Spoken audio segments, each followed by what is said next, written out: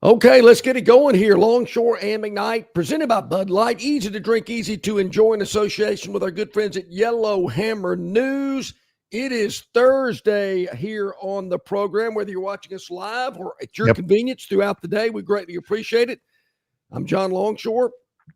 He's Barry McKnight. Yes, I've always learned to look at my door to my studio whenever I want to act like I am pointing at John.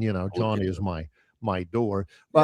It is Thursday. Once again, I am blown away by the support we have on this program. We are very appreciative. 5:20 in the morning on the first chat. We're on the air at 7, and my guy Ty at 5:20 in the morning gets the chat line started. I don't blame him. Nice. I don't blame him. Man, there is a lot going on. It really is. 5:20 this morning. I mean, I'm not even up yet, I don't believe. Yeah. Heck, Danny from Margaritaville even gets a shout out today about tossing rolls at Lambert's. Man. Yep. Going back in time a little bit. Our own little community, God bless you guys and ladies. Yeah. We appreciate that. Awesome. We do have a lot going on today. A couple of observations from last night. Auburn men's basketball, top 25 team in the ACC SEC Challenge. It was a bounce back night last night for the SEC. Tuesday did not go really well at all. Wednesday was better. Auburn beats North Carolina State 83-73. Alex Golesh, they didn't have him on at halftime. They had him at like the under 4 break. Whoa. In the first half, I believe. What? There was no long halftime speech. But they had him out there in the middle, and there was the obligatory stuff, the War Eagle about to get all that. Got there early, high-fiving fans, before the game, little photo op with Stephen Pearl, the basketball coach. Oh, yeah. Hit all the right buttons. Family. Yeah. Yes, family with no B, fellas. Yeah. And it was a feel-good night. Did they have maybe the pink panda or somebody at halftime? The red panda? No, I don't know. I don't know what happened at halftime. Why not halftime where you have a little more time? Who's the guy that stacks all the chairs up and balances? Oh, the amazing Sleestack. Yeah. No, Sleestack. That was on Land of the Lost. What was that guy? The amazing something. Anyway. Well, the dog that catches the frisbees or something. I mean, I can't believe they couldn't carve out 5 minutes in halftime to do it, but they did a little something, in the in-game break. They got rid of the the cannon shoot or the free throw shooting contest. Isn't that kind of like in football at the first time out in the first quarter? Ladies and gentlemen, direct your attention to the north end zone where the Gibson family from Eufaula is donating $3 million to the biology building. Yay! And they're out there with that big old humongous check. And I've always wondered, can you go to the bank, drive through the drive-through? Hey, that's not Barry. You take pictures of checks on your phone. You just do. Yeah. My bank does that. Troy Bank. You don't have to. You don't have to take the check. But I mean, you got to get on like a step ladder to deposit that check remotely. Big one. And you got to turn it over and you got to sign it. Hey, for $3 million, I'll take a big check. You got that right. Also, not a problem. Last night, Alabama beats Clemson. Well, they got a little tight there. Had a big lead at halftime, but 15, 16 points to come back second half. Whoa, wow, what happened here? Yep, Alabama wins it by 6. The line was 8.5. Clemson sneaks in underneath. That was a heartbreaker. I mean, you're feeling good at halftime, double-digit lead. Yeah, you around. You blame yourself. Second half. Bama fans, don't blame yourself because at halftime you weren't thinking, "I got this in the bag. This is great." You were thinking about, "Hey, man, we got that 5-star safety today. Golly, he may be the next Caleb Downs. He may play as a freshman. Golly, and you lose focus, and then all of a sudden." Yeah, all of a sudden Clemson goes on a run. Didn't win the game, but No, but you getting took credit. at least Nick and Terry were at the game last night. They showed Coach Saban and Miss Terry sitting there in their normal courtside seats in the end zone, if you will. What do you call that? The baseline? the baseline. The baseline. Baseline. Yeah. Yeah, he seemed to be enjoying the festivity. A little date night for Nick and Terry. It looked like didn't get to do that a lot, I guess, when he was the head coach. Why do you think that was? I do not believe that he and Terry Saban are baseline fixtures at every game. No, I don't. I do not believe that they get there. They're an old retired couple, and believe me, you look on the baseline good seats and on the courtside good seats, and that is. They might be the youngest two on the courtside seats. So. But I don't believe that they were there just for the heck of it. Given the fact that a lot of the players who signed yesterday on National Signing Day, I would say a majority of the players are already there. They're already enrolled in the upcoming classes, and they can. I think maybe they can participate in the bowl practices or something like that. So many of them are already there. Yeah. So, but for those people who were not, for those signees who were not, hey, this is what see Nick Saban, he's over there. Yep. He's right there at this game. You can depend on his support. Wink, wink. You know that. Got to use all your resources. But I do wonder about this. Again, Auburn wins in basketball last night. Alabama wins in basketball last night. Congratulations to both. They're in the top 25. Auburn will play on Saturday at number 2 Arizona. Oh, man. Heading to the desert. 9 o'clock at night. The game? What if Tobias is going to be there for that one? Yeah, we had a Tobias, shout out to you. Let us know. It's at 9 o'clock Central Time. Yeah. 9 o'clock, 9 times. That's 9 what o'clock. you're going to get in basketball, yeah. That's on ESPN on Saturday night. Auburn versus number 2 Arizona from Tucson, 9 o'clock at night on ESPN. That'll be like, third quarter of the Duke, UVA, Ohio State, Indiana games. And I did want to, that's what I was kind of leaning towards. I've got, of course, I've got football tomorrow night. Then we hurry back and we've got basketball, Troy basketball on Saturday at 3:30. So we've, there'll be diehard fans there. But yeah, Alabama next plays at home at Coleman Coliseum against the Roadrunners of Texas San Antonio. UTSA. Sunday afternoon at 1 o'clock. Interesting. I get it that Auburn's playing right whenever there's going to be, conference championship games in football. Alabama is going directly up against Bengals, Bills, Seahawks, Falcons,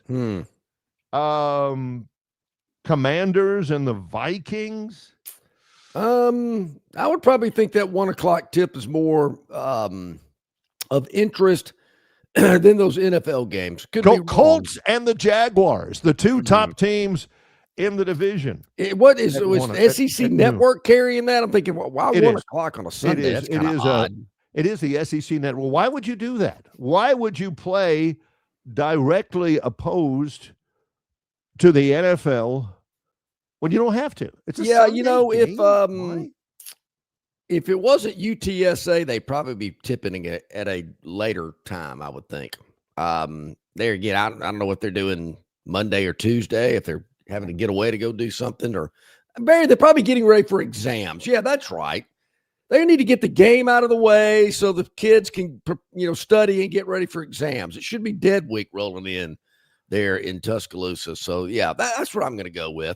Speaking of dead, amazing Slaydeck. Slaydeck is the guy's name. Amazing Slaydeck is the guy John used to like. He's like 90 years old, and he'll stack up like 17 or 18 chairs at midcourt with, that that music, dun, dun, and he'll climb up on there, and half the guys out there are thinking, "Oh, the geezer's going to fall, man. He is going to fall, break a hip." Now, and they're kind of rooting for it, but not really. Yeah, there's got to be a game or a halftime show where he actually did fall. I'd like to see that. I will say this, Barry, and I've been vocal about this in the past, and I got to admit, when I started watching Alabama and Clemson last night, no, I didn't notice Nick and Terry Saban right off the bat, and I didn't notice who was sitting on the front row, who I usually like to see if I know anybody there. Of course, my eyes were pulled to that media area that you cannot help but see.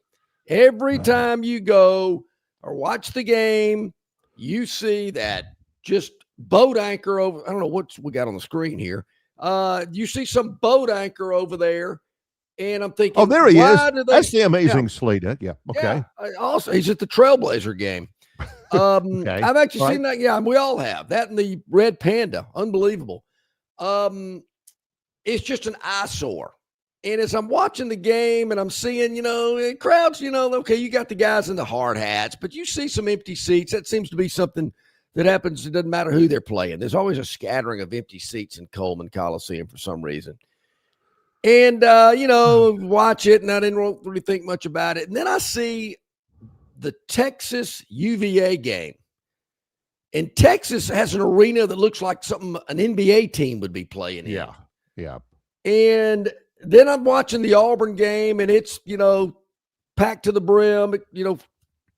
Fans are right there on top of the players. Places cram-packed. And I'm thinking, that atmosphere in Tuscaloosa sucks. It's terrible. And I know it is different. They don't, they're worried about how much money can we funnel toward football and NIL and all that. I get it. But, and there again, the players, I've said it forever, they got the best seat in the house. Whether you're on the floor or on the bench, you got the best seat in the house, and the locker rooms are great, and the nutrition center's fabulous, and the medical areas and blah, blah, blah. Practice gym, great. It's awesome. But as a viewer or a fan, the game experience, which is what they seem to be selling these days, so it's all about the game experience, it's just not even close. And I hate to say it, I don't think they're in any hurry to make any changes to make it better. But it just, as you compare it to other schools and their game look and their game experience, it's not even in the same atmosphere. I just know, and I've broadcast, it's got to be about 35 or 40 Alabama basketball games on television back in the day, on television. And it used to drive them nuts because it's dark. The roof is so high that sound tends to dissipate even when it's rocking. It ain't rocking like Neville Arena. So it's a little bit of a challenge television-wise. The fans are back. The fans are 10, 11 yards away from the court. So it doesn't play all that well. Here's a good point here about Alabama basketball playing on Sunday. I don't understand. Against Texas San Antonio. Yep. At 1:00 Sunday afternoon. My great and good friend Jason Jones says, what time is the bowl selection and the college football playoff announcement? Is Bama going head-to-head with that on Sunday? Jason, they are. The college football playoff selection show, the official 12-team bracket, the final top 25 ratings, is on Sunday beginning at 11 o'clock until 2 on ESPN. Is it Central Time? Yeah, 11 a.m. until 2. That's according to the NCAA website on Sunday. Well, when they get into the Bama fans, they're talking about who's playing in the Gator Bowl and who's playing in the San Diego Credit Union Poinsettia Bowl. Poinsettia Bowl. That's a nice get, John. So they're talking about those bowls in the 1 o'clock hour. That we'll all know who's in the playoff and who's playing in big bowls by noon. But Bama fans ain't going to the game when they're locked in on the television. No, wait, that may be second half before all of a sudden, boom, here comes everybody. They'll know by 11:30 if they're in the playoff or not. So they'll have plenty of time to get to the game. And if they're not, and I think they will be, if they're not, they ain't going to the game. They're heading to whatever it is, the Crimson Bucket or Gillette's or Harry's or something. They'll be on Tighter Insider complaining about what happened. How did they keep us out? They have a choice, John. They could have played that game on Saturday. Why are they playing it on Sunday directly up against the college football playoff selection? Well, I don't see that at all. I mean you have spent so much time for free consulting with the Alabama athletic department on what they should do, how they should market this. Don't put that media section over there at Coleman Coliseum. Get rid of this, do that. Well, when would you play that game? I mean, Sunday's a horrible day for a college basketball game, in my opinion. Kidding. I agree. You don't want to play it on Sunday night. I mean, people are winding down, weekend, getting ready for the week ahead. 3 o'clock. It's the middle of the afternoon. Just get it over. I mean, I'd tip that thing at 9 in the morning. Get it over with. Get it over with. Mr. Marketing, John Longshore. This is the get it over with game. Because I can tell you, you got church, you got the bowl selection, you got Sunday dinner. I'm looking maybe 82,750 at the game, maybe. The announced crowd or actual behinds in the seats? I can kind of eyeball it and give you that's less than 10 grand. Yeah. Because then they won't show you those dark corners and way up there in the top, games like that. And they'll let people move down closer to the floor, gives it a better look. But my question is, why even play in UTSA? I mean, do you have to play them? I mean, really? Who thought that was a good move? But there again, they didn't consult with me. Yeah, all that stuff, John, that's been giving them for free. That faucet is about to be turned off. Yeah, I got to start charging you folks for this. All right, so we got some basketball, 2 big wins. Last night, the Tide and the Tigers win. How about recruiting? Did anybody win yesterday? I know Jason Caldwell of Auburn Undercover going to join us here in about 12 minutes.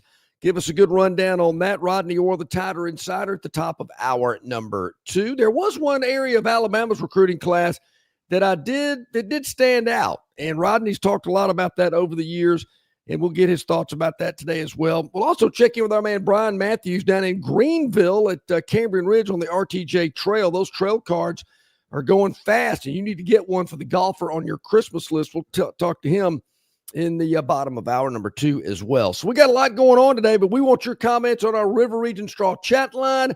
Email us longshoreandmcknight@gmail.com. Get those score picks in for the SEC championship game. You could be like LSU Mark and win a 1-carat lab-grown diamond from Marguerite's Exquisite Jewelry valued at $500. Mark's in for the national championship because he's won it. Yeah, you could be too. Yeah. By the way, Theotis, I get that. It's Brian Reynolds down at Cambrian Ridge. Oh, it is Brian Reynolds. Yeah. Why did I say Brian Matthews? Because you have him on your mind. Oh, yeah, that was yesterday. That was so we're underway on the Thursday show. Don't let me call Jason Caldwell Jason Campbell. Oh, now you've got it in your head. Yeah. He's John Longshore. I'm Barry McKnight. It's Longshore and McKnight in association with Yellowhammer News, presented by Bud Light. Why Hands? At Hands Heating and Air, you get this area's highest ranked service provider with 24-hour repair service, no overtime charges, and their same-day service guarantee. Plus, instead of other companies' 30-day repair warranty, Hands gives you a 3-year repair warranty. Hands Heating and Air is here for you 24/7, 365. And service is not just something they do, it's their way of operating, for you in mind. All of Hands employees are trained to adhere to this standard. They work hard to ensure that this standard is maintained, and they are constantly looking for new ways to better serve you. Call Hands Heating and Air today at 508-5382. That's 508-5382, or find them on the web at 834hands.com. The dreams that matter most happen while we're awake. because they're the ones that remind us of the places we want to go, of the ideas we plan to pursue, of the legacies we hope to leave. We understand you have goals to meet, and we want to help you reach them, to fuel your vision and invest in whatever motivates you. So we want to know, what inspires you? Synovus Bank, member FDIC. You can be a winner too with Victoryland Casino's 8 days of giveaways. The more you visit, the more chances you have to win. We're giving away $125,000 in free play and cash. That's right, Victoryland Casino is giving away $125,000 in free play and cash. Come play the latest and greatest games featuring exciting bonuses and huge jackpots. There's always more ways to win at Victoryland Casino. Off I-85, exit 22, Shorter, Alabama. Must be 21 or older. Must be present to win. Okay, about 20 minutes past the hour here on this Thursday. Glad you're with us. Longshore and McKnight, presented by Bud Light. Barry, what is the travel itinerary for the Trojans as they get ready for their game tomorrow night? Oh, you got to turn that back. We are leaving from the Montgomery Regional Airport at 1:30 this afternoon. Oh, great. Getting out and getting into Charlottesville, Virginia. We talked about this yesterday, staying in Charlottesville, playing tomorrow and getting ready for that one. That's at 6 o'clock on ESPN. We'll have the radio broadcast. Heading back right afterwards. Love a charter flight. Oh, yeah. And then getting right back at it about 12 hours after we get home. We've got basketball on Saturday afternoon. Yeah, but it is tomorrow night, 6 o'clock, Troy versus James Madison in the Sun Belt Conference Championship game. James Madison was rated number 20, I think number 24 in the latest college football playoff rankings. They are still in play for the at-large berth. Okay. In the college football playoff, so they got a lot to play for. Well, yeah, I just hate that their hearts are going to be broken tomorrow. Yeah, I mean, of course, if I was on the committee, when we get to this last selection at 11 on Sunday, let's put them over there for a minute, and we'll get to them just in case. Yeah, where's Notre Dame? Where do we have? And that's just. So I was wondering, you had talked about when Troy made the NCAA tournament in basketball. I think it was in Minnesota, I want to say. Wisconsin. Milwaukee, Wisconsin. Yeah, it was Milwaukee. Wisconsin, same place. Yeah. Kind of like Czechoslovakia. And you talked about, how the NCAA, how well they did it, and, from air charters to hotels to food to this, that, and the other. And I was just curious, do the conferences do something similar, or is this all on Troy to get there? No, the conferences do something similar. They do. I like the fact that the conference championship game is at a home site. Troy has hosted it twice. Of course, Troy's been to the conference championship game 3 out of the last 4 years. Troy's hosted it in back-to-back years in 22 and 23. I like the fact that it's at a home site. You will have the place, James Madison Stadium. I think its capacity is like 23,500 or something. It's not big, but it will be loaded. It will be packed. The atmosphere will be great, as opposed to, say, and I don't mean to pick on anybody, but Duke versus Virginia in Charlotte. The Panthers Stadium seats about 71,000. John, if there are 45,000, I would be surprised. Now, it's a nice stadium. Charlotte's a wonderful town, but you're walking out there and as a player, and you're looking around going, really? Yeah, I don't know what the weather's going to be like in Charlotte on Saturday night. If it's like the weather around here today, don't think I'm going to be sitting there in Bank of America Stadium watching Duke and UVA. So, I want to say the ACC championship game, I don't care if it's Clemson or Florida State or Miami or whomever, I don't ever remember that place being packed. I don't either. I remember it being fairly full, but I don't think it was ever a sellout. And this one particularly, there's a set of circumstances that help bring that up. I saw yesterday Duke head coach Manny Diaz was in a podcast, a video podcast, and he was talking about, he said, look, the Blue Devils, the ACC champion, has always gone to the college football playoff. Always, we're making plans to play in the playoff. And I'm looking at that thinking, Manny, there is no way on God's green earth that Duke is going to play in the playoff. It ain't going to happen. You'll be in the Gator Bowl, maybe. You'll be in the Outback Bowl, something like that. But if you win that game, you ain't going.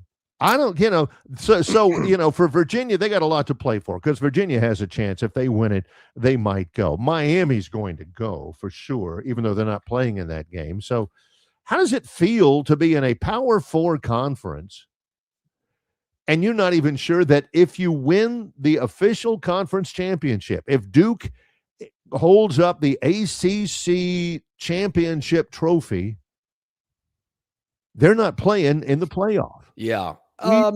Yeah.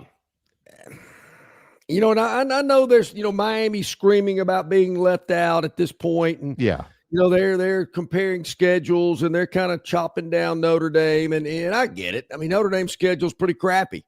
I mean, the two teams they played that were any good beat them. But this is what Notre Dame brings, though. If John were in that committee room, yeah. Again, Sunday morning, well, really Saturday and Sunday. Saturday night, they're watching all the late games and everything. Yeah. Mainline in the coffee. And then Sunday, they're in their big ornate conference room, probably in Dallas or someplace. So. Big, huge conference table. They're all around there, all 12 committee members and their assistants and everything. And they say, okay, all right, we're decided. Notre Dame is out. And now let's work on the next school, and all of a sudden, they're saying, we all agreed on that. Notre Dame's out. The schedule's not very good. They didn't have very many quality wins. Okay. Y'all agree? Okay. It's carried. Notre Dame is out. And all of a sudden in the background, you hear a little voice in the back chairs lining the back wall. You hear a little, everybody looks around, and there's that guy with the ESPN blazer. Yeah. And he walks up to the committee chairman, Hunter Yurichek, and says, excuse me, can we have a word outside real quick? And he says, okay, sure. Goes back there, comes back in. Notre Dame's in. Let's go. So, that's what Notre Dame has that Duke does not have, that James Madison does not have. And according to John, ain't but about 2 or 3 other schools that even come close to matching. Yeah, here's the way I like to maybe break it down for you a little easier. You see who's playing in the NFL tonight? I think they played last Sunday night or Monday night or Thanksgiving. Oh, yeah, played on Thanksgiving. Yep. Before that, they were on Monday night, and then they were on Sunday night. The Dallas Cowboys hadn't really done much in the last 15 years. They are 6-5-1 now. They haven't done very much this year, John. But they're on, and I don't hear anybody complaining about that except me. Oh, yeah, there's Dallas again. Well, Denver's pretty good. New England's pretty good. Nah, put Dallas on. People love them. Same way with Notre Dame. Yeah. And these people can kick and scream and whine and moan, but TV rules the day. And if they don't like it, they can go off and do their own little thing. Similar to what I've said about the big boy conference. Let the big boys fight it out. Not have to deal with all this stuff. Make you about a 40-team league and go for it. Let Notre Dame get in. Let them play a tough schedule week in and week out. They'll probably be going, don't know if we like this as much as we thought we did. Yep.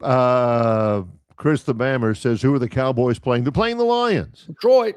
Didn't we see them all, showcased last week? Bob from Pike Road says, we no longer have a Power 4. There's simply a Power 2. He thinks Duke is going to be lucky to sniff a bowl game. He said there's simply a Power 2 and 2 wannabe conferences. The Big 12 and the ACC are subpar. plain and simple. Well, I was asked this yesterday about how many teams I thought were going to get into the SEC, get into the college football playoff from the SEC. And as I'm thinking about it, I'm going, well, if you're asking me what I would do, there would be no team from the ACC in it. Maybe Miami gets a late entry. The Big 12, Texas Tech looks to be a team that nobody wants to play. They'd probably be in it. In the Big 10, Indiana and Ohio State. Who else? I don't see anybody. Nobody. So the SEC, I mean, I'm thinking, there again, I'm biased. But in terms of eye test and who I think the best teams are, Texas Tech, Miami, I throw them in there. Ohio State and Indiana, those four right there. Ooh, well, who are the other 8 going to be? Well, I can't have 8 SEC teams, but I certainly think Georgia, Alabama, Texas A&M, Oklahoma, Ole Miss, and Vandy should be in. I like all those teams. If I could put more, I would. 6 of 12 from the SEC. Now, if Vandy and Oklahoma or whoever else were in another conference, would it be easier to say we're going to let them in because they're not in the SEC? Oh yeah, absolutely. So I can't punish them for being in the SEC. I'm actually rewarding them because it's the toughest conference week in and week out. Vandy loses to Texas, who's kicking and screaming to get into this playoff, thinking their resume's good enough to get in. We all know it isn't, but they're lobbying to do it. And I think Vanderbilt, there again, lose to Texas and Alabama. I'd give them a shot. I don't know of any other team out there. Some of these others I'm hearing, I don't know about them, because whether James Madison or whoever gets that other 11th seed, they're going to end up just like SMU did last year. And I can't remember who the other team was that got in and everybody was kicking. Boise State. Boise. Nobody wants a Boise and a SMU. Even if they deserve it. Even if they, deserve it. It's what you want. Well, what do the fans want when we were growing up, sometimes your dad would put his arm around you. You bummed out. He goes, son, you deserved it, but that's just part of life. You got to, it's a learning lesson. Yeah. I'm tired of these participation trophies, Barry. Tired of it. I mean, what's the difference between? I've said this story so many times. My kids got so many participation trophies, and they were like the kid in the Tanner and the Bad News Bears. They threw it in the trash can as we were leaving the YMCA. Participation trophies is one of my most unfavorite phrases. They're not there to participate. They're there to try to win it. Little Timmy got a trophy. Let's put it on the shelf at home. Look, little Timmy, you participated. Loser. Ugh. They deserve it. They've worked towards it. I didn't have a problem at all with SMU and Boise. SMU's in a power conference. We've got Jason Caldwell. Oh, yeah, they are. And they're in. That's my point. John's like, oh, yeah, I guess they are. I don't pay any attention to them. Nobody wants to see him. Jason Caldwell's scheduled to come up in a moment. Right. It's Longshore and McKnight in association with Yellowhammer News, presented by Bud Light. Located just 8 miles north of Alabama's state capital, Capitol Hill features 3 18-hole championship courses. With more than 1,500 acres of golf and nature, the pure magnitude of this facility is amazing and allows each course to be drastically different from the others. Capitol Hill also features an innovative 360-degree driving range, 400 yards in diameter. Capitol Hill offers a fully stocked pro shop with the latest equipment and apparel. Great food and beverages in the clubhouse can be enjoyed both before and after your round. Get your group together and hit the trail. Go to rtjgolf.com/Capitol Hill for tee times and more information. Man, where's the beer guy? Bud Light here? You got a Bud Light? Bud Light? I'm here, Bud Light. Bud Light here? Bud Light here? Bud Light here? Bud Light where? Bud Light here? Oh, Bud Light there. I missed that because of you. You did not miss that play because of me. Tough to stop talking this way? Yeah. It's actually kind of fun. Hey, I got your Bud Light. Oh, nice. Never mind. Anything for the clean, crisp taste of Bud Light. What I miss? I have no idea. Stivers Ford of Montgomery has Bronco Sports for $8,000 off, Broncos for $10,000 off, or take advantage of the sign and drive lease offer with $399 for 36 or 48 months and 0 down payment. Stivers Ford, where price sells Fords. Stivers Ford of Montgomery has F-150 $16,000 off or 0% for 66 months. Even Lightnings $16,000 off or 0% for 75 months, and Super Duties $12,000 off. Stivers Ford, where price sells Fords. Okay, welcome back in, everybody. About 26 minutes to the top of the hour. Jason Caldwell going to join us here in just a moment. A lot going on. Barry, we got some high school football state championship action going on. Yep. Last night, it was 7A, and Chris Blackshear, who does the sidelines for us, he's on the TV portion of it last night, and it was Opelika versus Thompson. Okay. And Thompson's won now, I think, 6 championships. Like 6 of the last 7. 6 of the last 7. Thompson beats Opelika 48-10. It's 48-10. So Thompson is the 7A champion. Again, they have got it absolutely going on. Yeah, I mean, I guess if you're in the largest classification, they can't move you up any further. Yeah. You just got to take it. These smaller classifications, you start winning, they move you up to a higher classification, which I've always had some questions about that. Now, today, I want to say, o'clock. Jason says I want the basketball tournament to be 16. I did think about that for a second.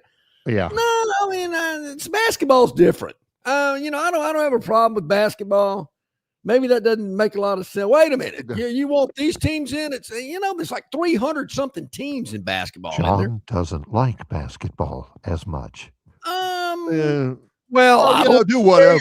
I don't know. I sure did watch a lot of that San Antonio Orlando Magic game last night. Yeah, I imagine so. More on that later. This morning, it's Montgomery Catholic against no. This is the flag football championship. This morning, it's Bayside Academy versus Mars Hill Bible. That's a tough matchup there. That's the 3A championship. That's at 11. At 3 our boys, p.m., it's Maplesville versus Wadley. I mean, is Maplesville in the 1A game every year? They are. I mean, Maplesville. Home of Tommy Agee? Tommy Agee, very good. Former Troy defensive back, Terrence Dunlap. 7 o'clock, it's Viger versus Moody for the 5A. Is that with a T or a D? With a D. Yeah, like Bill J. Yeah. And Friday, tomorrow, it's Jackson versus Anniston in the 4A championship. And then Lynette versus Coosta Christian, 2A, that 3A. That's Rush Probst's team, Coosta Christian. They play for the 2A championship at 3 tomorrow. And the last Rush Probst is in the championship game? Again, yeah. Unbelievable. Yep, 7 o'clock, it's Sarah Land versus Clay Chalkville for the 6A championship. Here's a hint.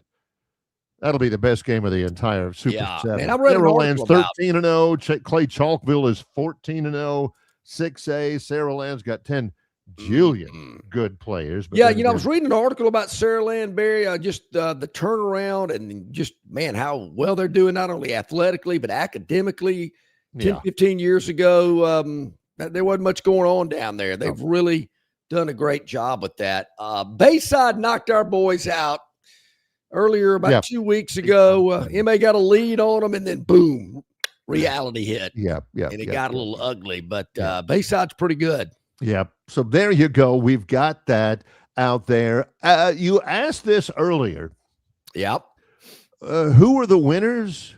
Who were the winners? Who were the, who dominated? They got a name for the winners of the world. They call Alabama the Crimson Tide. Who are the winners?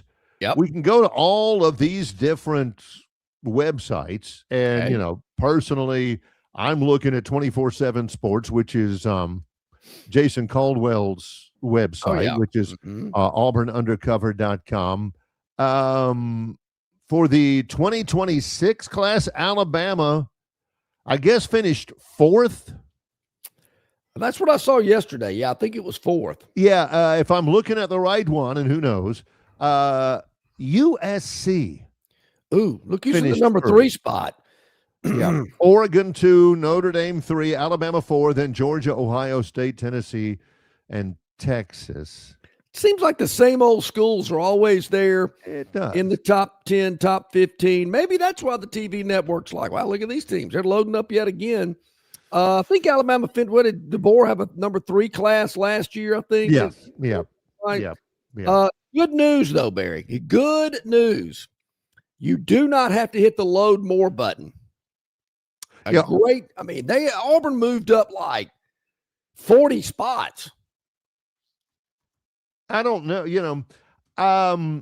Auburn got some of the guys that they had committed. They get a flip from Alabama, a guy named Brian Williams. Yeah, did they really? I think so. Is that a flip? 3-star. Yeah. Hey, was that a flip or maybe a push?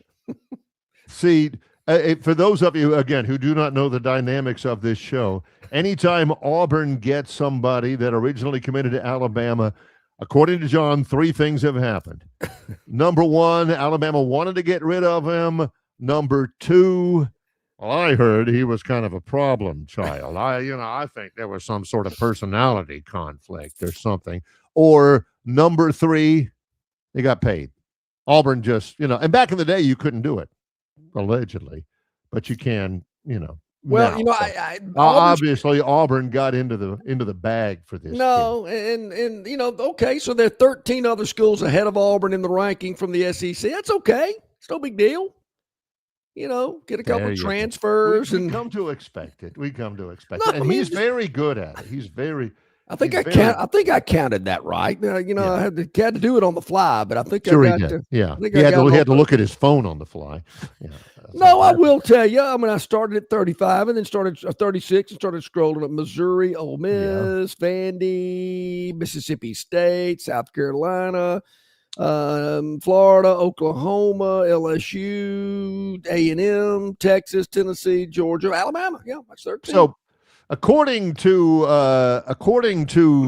the Alabama website, yeah, Alabama signed 4 5-stars. Okay. 13 4-stars, and 10 of the top 150 of the ESPN 300. So, and here's what I noticed. This is what I'm going to ask Rodney. Barry, the last couple of years, Rodney has really discussed defensive line prospects, the importance of recruiting defensive linemen.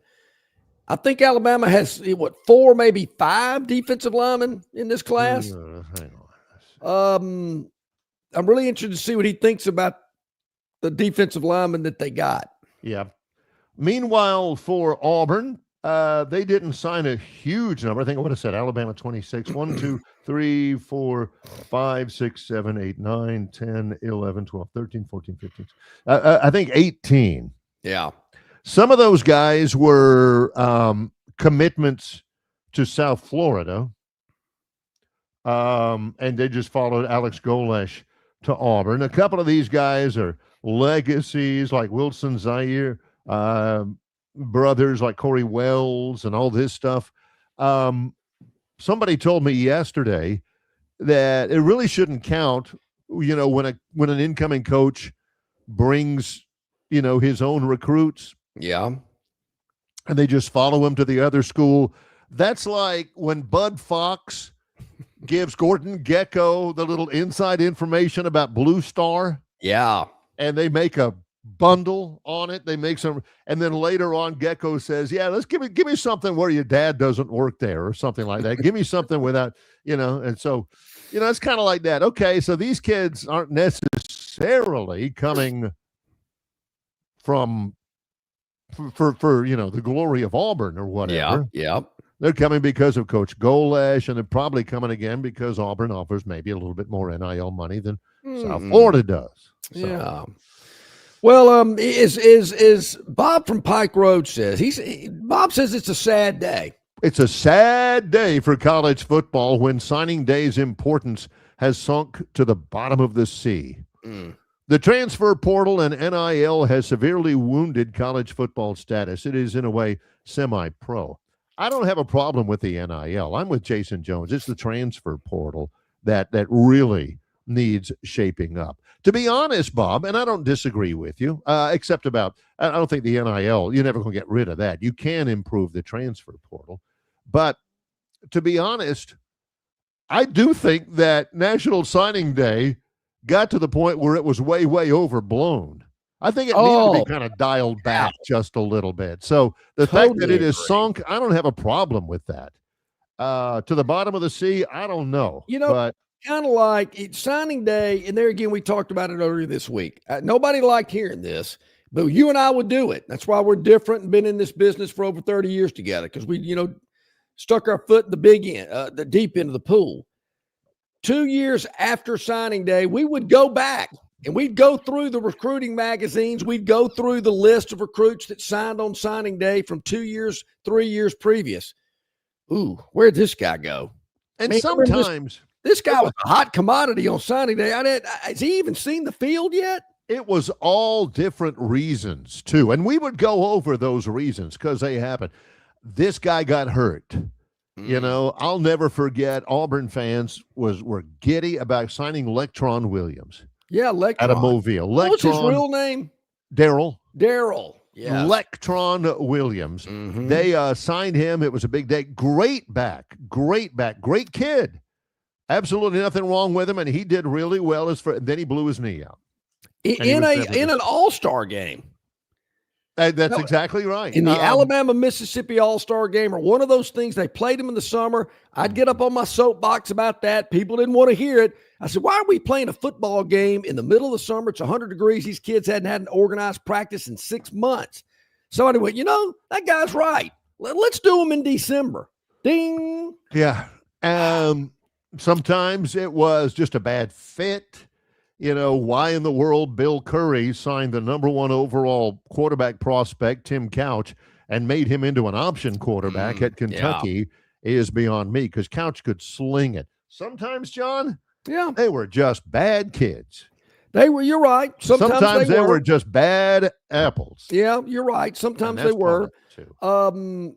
But we would do it. We'd go back and say, ooh, where are they now? And it's similar to, on Christmas Day, we're all excited, get your G.I. Joe with the Kung Fu grip.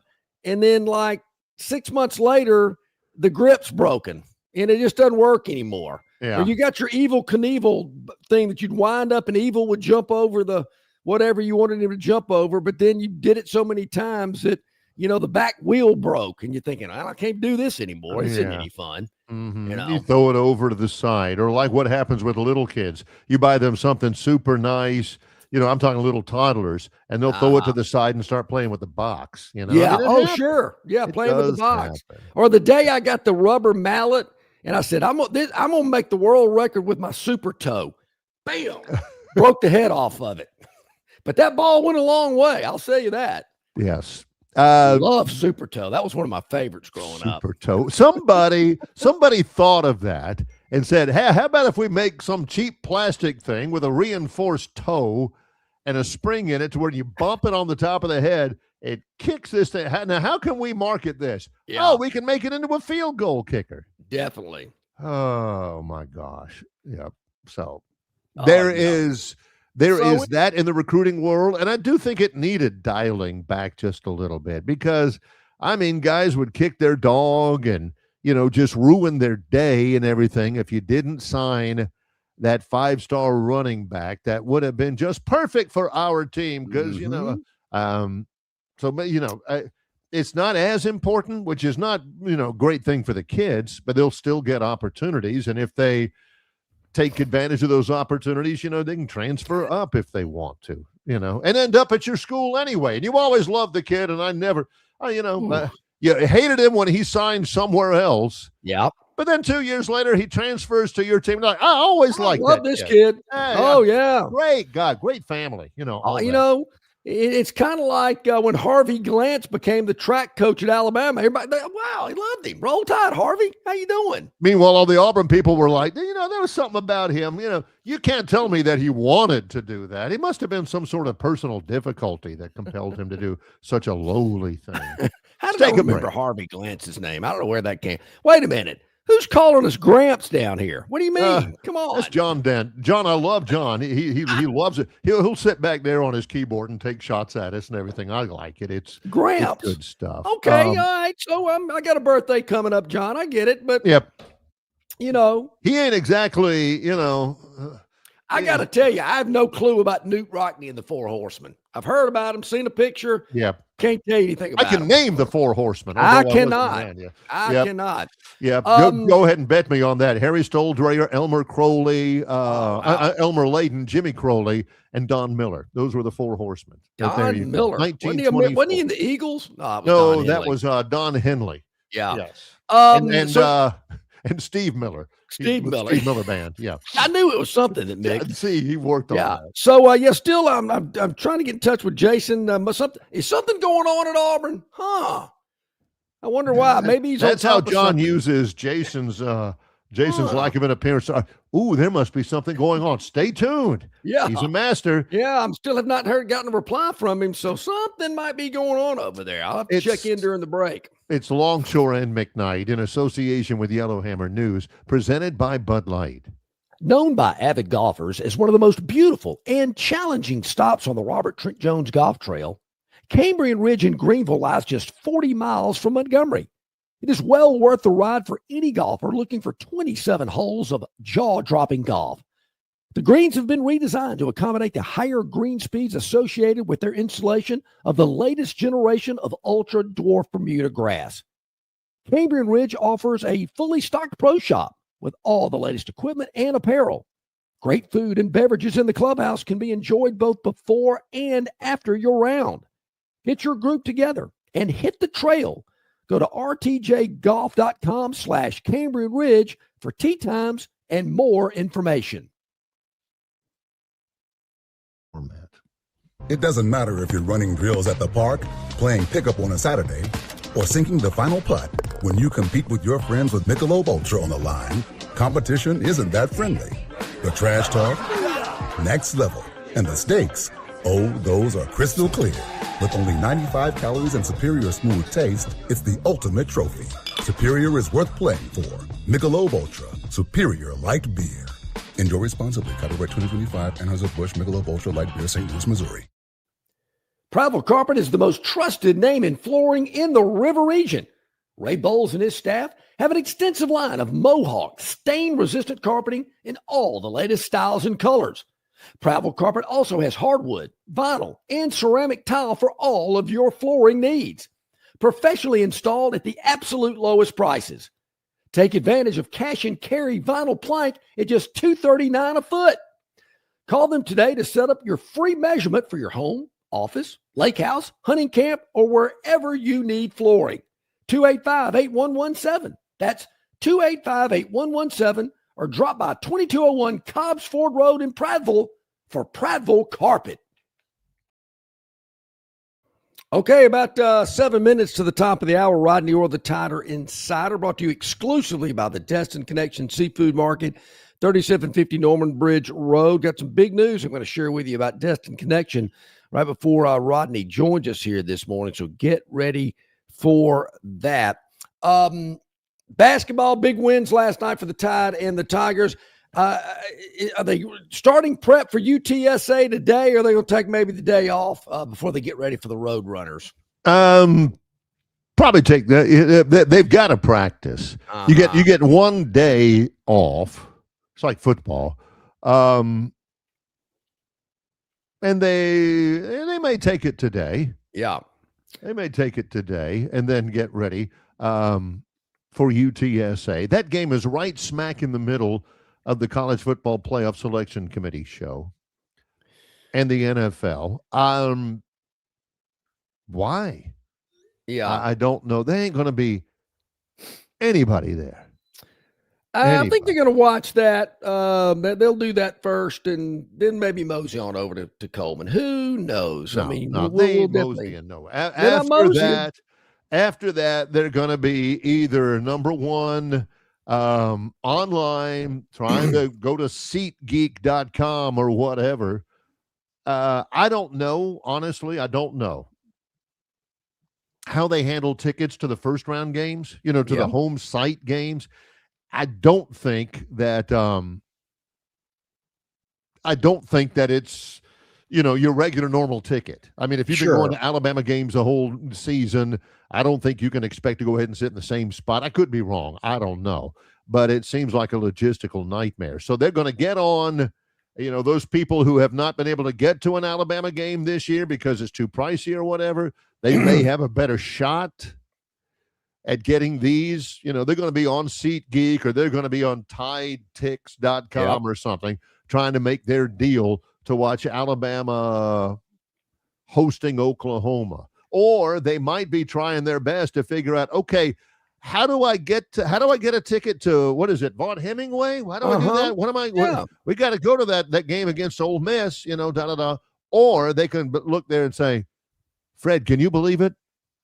They screwed us over. We're not even in again for a second here, Sure. They're not going to be in the mood to sit there and watch Bama basketball versus UTSA with their own two eyes. I think Jason's going to try to hop on with us here in just a moment. We'll get Rodney on just a little past 8 o'clock if that works for him. But Jason, a lot going on, so he's going to try to hop on with us here right now as I think he's in the green room ready to go. We always appreciate his time. Certainly a lot going on with Auburn athletics, and Jason's nice enough to join us as he does each and every Thursday from Auburn Undercover. Hey, Jason, how you doing? I'm good, guys. I hope you could hear me. I'm here in Birmingham and at the hotel, and there's a little busy inside the lobby, so I'm outside, and it's going to be a wet, cold day today, but we're good. Bless you for standing out there in the wet and cold with us as well. First of all, quick thought about the Iron Bowl, Jason. What did it come down to? Yeah, I think you look at it, and it's really just it's unfortunate because it was kind of the same thing we've seen all year. Saw a team that had chances and had opportunities to win a football game and just couldn't make that play to get over the hump. And it was kind of it's kind of the one single thing that if you want to point to in probably the last 5 years for Auburn, you go like, man, they just couldn't find a way to make a play. Again, I thought they were every bit as talented. Alabama won the game, but I thought that was a game that was there for the take, and I left the game going, that's probably they're still a good football team, but that's probably the least impressive Alabama team I've seen since 2007. And they won the game. They deserved to. But it shows you this league right now and really the state of college football that to me, you look and go, there's not a whole lot of difference between the top and the bottom right now. Yeah. Can you make a few plays in key situations? And they've been able to do that. Jason, it surprised me Sunday when I'm reading back over the game notes and whatnot that Auburn had, 131 yards more offense than Alabama did. And I went, whoa, did they really? And it was just those turnovers that really killed them. It did. You look and you go, man, those couple of plays and then some missed opportunities. There were a couple of balls that Ty Simpson threw up that Auburn could have gotten that didn't get.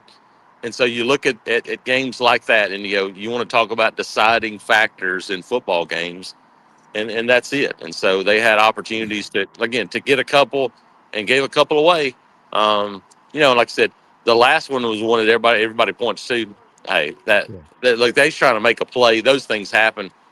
There were about a dozen drops in that game too. I mean, literally, like Auburn probably should have had another 150 yards passing in that game, and a couple more big plays that just didn't happen. And so, it was a game where, look, they hadn't done it all year, but they had not been a team that turned the ball over and had those kind of mistakes, and they did it in that game. Without them, I think they probably win.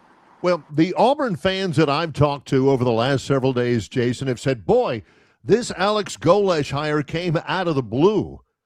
Did it come out of the blue, Jason? Everybody had John Sumrall kind of targeted for so long. We talked about Golesh really early on, and they talked to him early on. And I think it was a situation where when things kind of fell apart with John Sumrall, they immediately pivoted back to a guy that they were impressed with early on in Alex Golesh.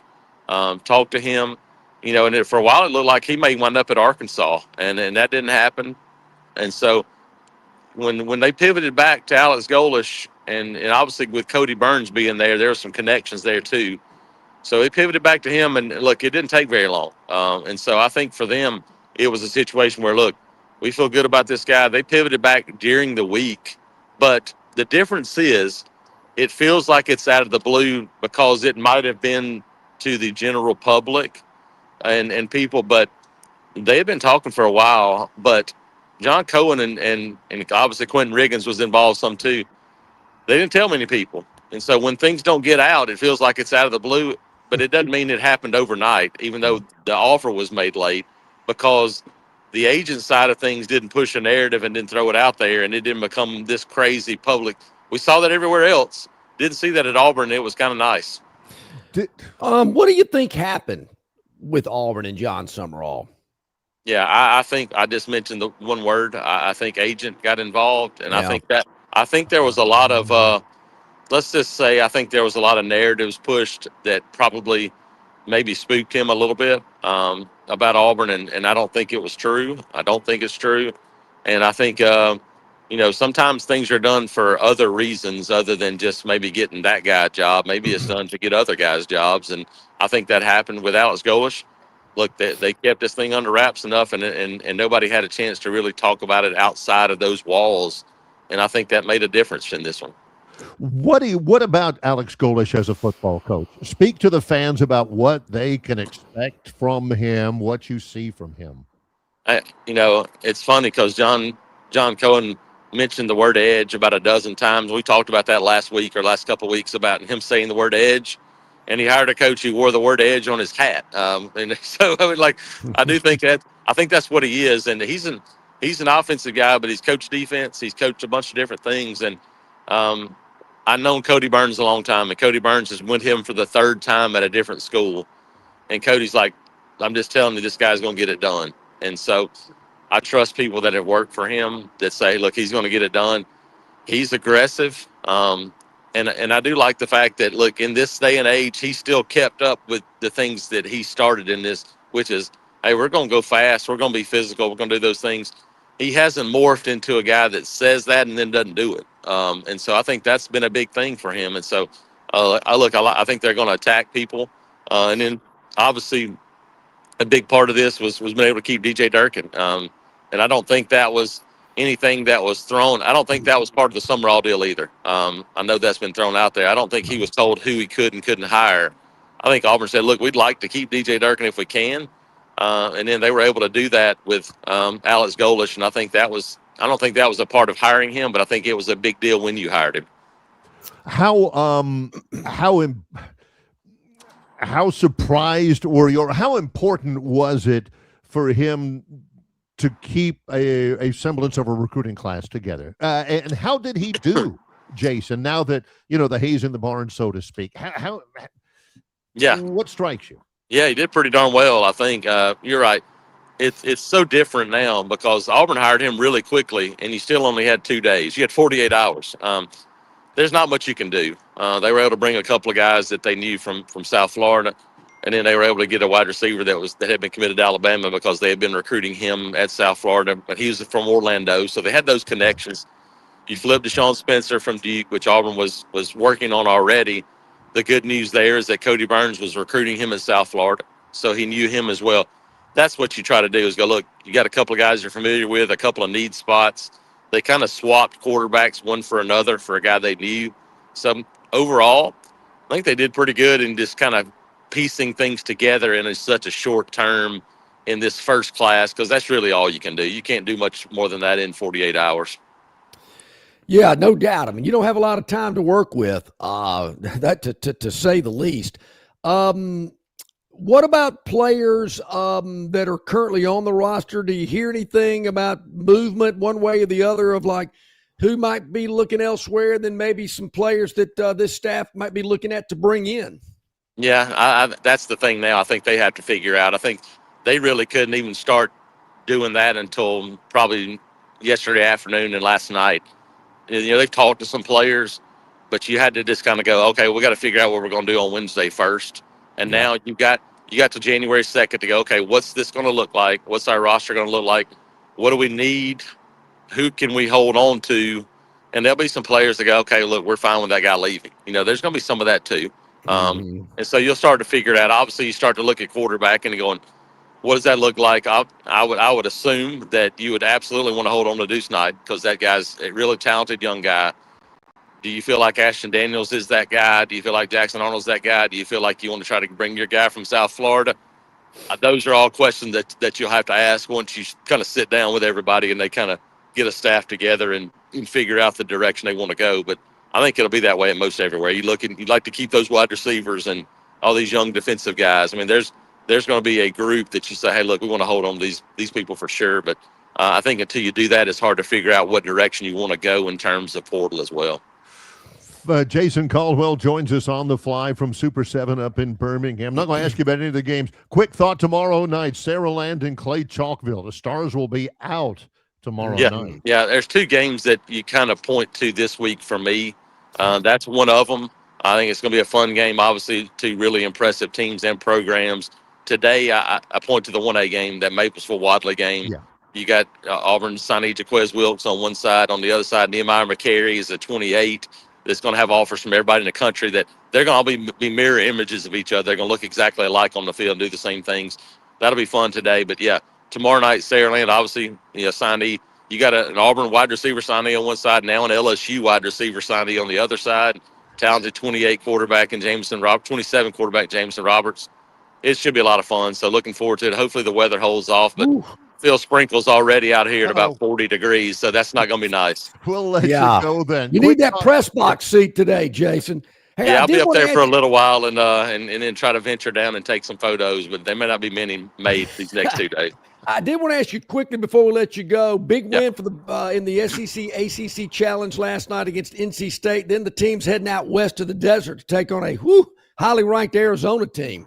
Yeah, a lot of positives when you look at the way they shot the basketball, when you look at what they did with Kevin Overton and Keyshawn Hall and those guys. But way too many turnovers. If you do that against Arizona Saturday night, you're not going to walk out of that building with a W in the McHale Center. So I think you look at that, just clean it up. But hey, again, finding a way to win and kind of gutting one out like that to do that without Tahad Pettiford going off was probably a good sign. The top-notch staff, AuburnUndercover.com, cranking out so much content on so many different venues. How do people subscribe?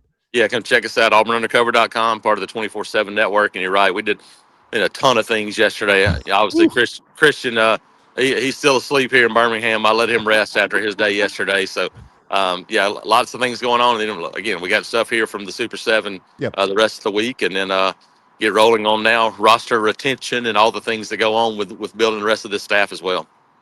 AuburnUndercover.com. On social media, it's ITAT Jason. Jason, thanks so much for carving out some time. Appreciate it. Thanks, guys. Appreciate it. Thank you, buddy. Have a good time up there at the Super 7. Yeah, Barry, press box seat, you better believe it. Tomorrow night, 23 degrees in Harrisonburg, Virginia. This guy ain't even opening the window. Yeah, you got a space heater you can take up there with you? Right. Well, for those people who are freaking out right now, just joining us 8 o'clock on a Thursday, we're going to take a break. When we come back, Rodney Orr, the Tiger Insider, joins Longshore and McKnight in association with Yellowhammer News, presented by Bud Light. Marguerite's has done it again. Famous for their $99 Christmas special, and Lyle has come up with the best I have ever seen. Half-carat stud diamonds, $99. That's right. Half-carat stud diamonds, just $99. But there's a limit of 3. So you need to hurry out to Marguerite's in Peppertree on Vaughn Road, adjacent to Chappie's Deli. Marguerite's, of course, is open extended days and hours during the Christmas holiday shopping season. So make sure to take advantage of this year's incredible Christmas $99 special. Half-carat diamond studs, just $99 from Marguerite's exquisite jewelry. They make it. They really make it at Marguerite's. On the basketball court, the soccer pitch, or even the golf course, your crew brings their best not just for the win, but for that post-game celebration. When victory tastes like Michelob Ultra, it's worth every drop of sweat. And if you don't win, you'll still get the beer. It's just on you. Superior is worth playing for. Michelob Ultra, 2.6 carbs, 95 calories. Superior light beer. Enjoy responsibly. Copyright 2025. Anheuser-Busch Michelob Ultra Light Beer, St. Louis, Missouri. The Destin Connection Seafood Market at 3750 Norman Bridge Road in Montgomery has the freshest seafood direct from the Gulf of America. I'm talking red snapper and grouper, all sizes of Gulf shrimp, jumbo lump crab meat and crab claws, Louisiana Bay oysters, and New Bedford scallops. They are a full-service seafood market and kitchen serving po' boys, dinners, and sandwiches. You know, many well-known restaurants in the river region purchase their seafood from the Destin Connection because they know it's the absolute best. Call ahead and your order will be ready for pickup. The Destin Connection Seafood Market, 3750 Norman Bridge Road. Call 288-4272. That's 288-4272. All righty, welcome back in, everybody. Glad you're with us. Rodney Orr set to join us here momentarily. As a matter of fact, I see Rodney there in the green room right now. Hey, Rodney, thanks for holding on there for us there. We got a little behind today, but we appreciate you always being on with us. How you doing? Hey, doing well, guys. How are the both of you? We're doing great. I did want to say this before we get going. Your sponsor, Destin Connection, wanted me to point out, he says, tell Rodney it is oyster season and that the Destin Connection sold 50 boxes of oysters last Friday in 4 hours. There's about 100, and then there's about eight dozen in a box. They sold them out, but they got a fresh shipment in from Louisiana, so grab your fresh oysters from the Destin Connection. And Rodney, always a big part of that as well. So we appreciate that. Man, that sounds like, I wonder if that's a record. I think it might be. It may be. Rodney, first of all, just chronologically, let's go back and address this first. Alabama goes to Auburn, wins the Iron Bowl 27-20. Your thoughts about that game? Yeah, I mean, anytime you go down there, obviously, it's going to be a real challenge, no doubt. And thought it was a typical Iron Bowl. Alabama jumps out, and you just don't ever know what to predict. You remember last week when we were on the show, I said if I could tell Kalen DeBoer one thing about going down there in this game, it's never over. And Alabama jumps up 17-0. I know a lot of people thought, okay, so Alabama's on the verge of blowing them out, and then Auburn makes a comeback. And, I really was impressed the way that Alabama put together that drive late in the game, 15 plays, 75 yards, nearly 8 minutes. They convert the 4th and 2 for a touchdown, really important, obviously. But then also at the end, the way they forced the turnover defensively. That's kind of the style that symbolizes what this team has been for most of the year. But I think they kind of lost that a little bit, maybe in the last few weeks.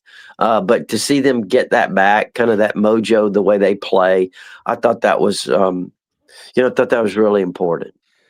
I didn't realize this till Sunday when I looked at it, but Auburn actually had more offensive production, I think 131 yards more offense than Alabama did, which kind of surprised me. The 2 turnovers obviously were critical for Auburn, but you mentioned this, jumped out to the big lead, then Auburn found their way back. The scoreboard tells it all, but once again, Rodney, it just kind of like from the South Carolina game on to the Iron Bowl last week. To me, Alabama's just not playing as well as they did in the month of October. Consistently, you're 100% correct. I mean, I don't think so either. Again, it was good to see them finish the game the way they did, but defensively, they've played well. They did give up. You mentioned the differences in the yardage, total yardage. The difference is that Auburn hit some explosive plays. Yeah. And Alabama did not. Yep.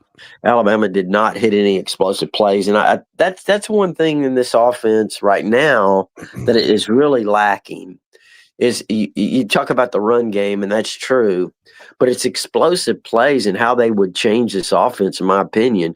If you could hit a couple of downfield balls every game, which the potential is there to do that with these receivers, it could change a lot of things. So I think as you look at Georgia on Saturday, the question is, can Alabama finally hit a deep ball? You know, and I think a lot of that's just been Ty's been off, quite frankly. Are there any differences, any dynamics or variables, differences between the Alabama-Georgia game on Saturday and the game back on September 27th in Athens? Anything appreciably different? Just, you know, from the on the field stuff, it's kind of like what John said. I don't think Alabama's playing as well on one side of the ball offensively, but on the other side of the ball, I think defensively, Alabama's a lot better right now, in my opinion. Now, I remember in that Georgia game, it was honestly, the defense was pathetic at times. They gave up 227 yards rushing. They could not protect the edge. They gave up a lot of runs. They gave up some throws. So I think now, as time has gone on, this defense has grown. It's gained confidence. They're playing with a lot more consistency. They're very difficult to score on.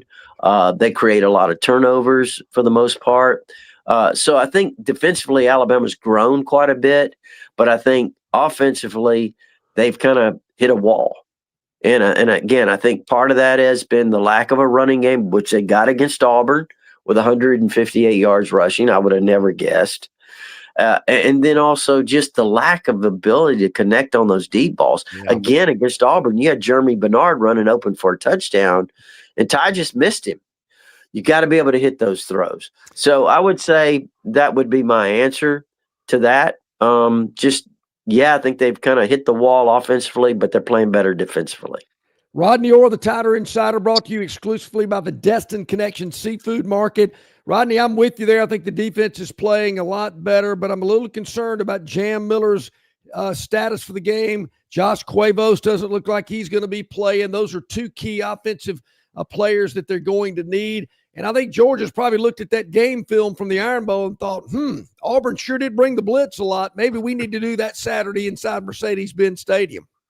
Oh, they're going to definitely try to pressure. And Georgia has not been a great pressure team. That was one thing earlier in the season that I think, you know, they've gotten a little better, I think. But I think certainly Alabama should expect that, Ty's going to get some pressure and he's going to have to deliver some throws. And, so it's again, I just, as I look at it, I look at Alabama kind of one-dimensional offensively. And it's going to be interesting to see if they can try to generate some kind of run game against a rush defense that, held Texas to 23 yards, held Georgia Tech to 69 yards. So might be tough. So I think defensively, Alabama's got to, they've got to win the turnover margin again, for sure. Rodney, the win in the Iron Bowl, that got Alabama into the playoff regardless of Saturday, right? Well, you trust the committee more than me. It looks that way because Alabama jumped up to number 9, I think. And I think when you look at the resume that Alabama has, you go through the SEC, 7-1, you're 10-2 overall. You've won 10 of your last 11. But again, it's just going through the SEC, and you go into the SEC championship game, the number 1 seed. So let's say if Alabama, the SEC didn't have a championship game, Alabama would be SEC champions due to the tiebreaker they had with Georgia, right? So kind of hard to, make a reason that Alabama shouldn't be in. Yeah, I think they got to lose by 17, 21 points like that, maybe, to be in jeopardy of it. I'm with you. The SEC's already kind of lobbying, hey, our number 1 seed and our regular season champion is Alabama. How can you keep them out? Yeah, I think it's hard. Yeah. Well, I think it's difficult, and that's why we saw Now, I am a little surprised that they bumped Alabama ahead of Notre Dame, even though the Vegas odds came out, and it was kind of an indication of what would probably happen. But I still am surprised. just well, the way maybe they're things. trying to set up something that I've been lobbying for since the playoff originated. Next Saturday, Bryant Denny, the Fighting Irish come out of the tunnel to face the Crimson Tide in Tuscaloosa. Woo! How Would about that one, not be Rodney? crazy? Would that not be Oh, crazy? man. But I think if Alabama wins, I really do. I think there's a pretty good chance they get a bye. I think they can earn a bye if they win the SEC title. Yeah. Because look, if you want to say it like this, as a matter of fact, if I was Bama on social media, I'd have been out there posting this. Why not? Everybody else does. I mean, people award themselves national championships, 50 years later. So why not just go out there and just say, hey, the SEC regular season champions. Yeah. Why not? Why not? Hey, there you go. I'm with you. Because hey, you want to create that narrative? I would do it. Yeah. Because it's the truth. So, that's kind of the way I feel. Well, I'm with you. Yeah. They weren't on probation this year when they won that title.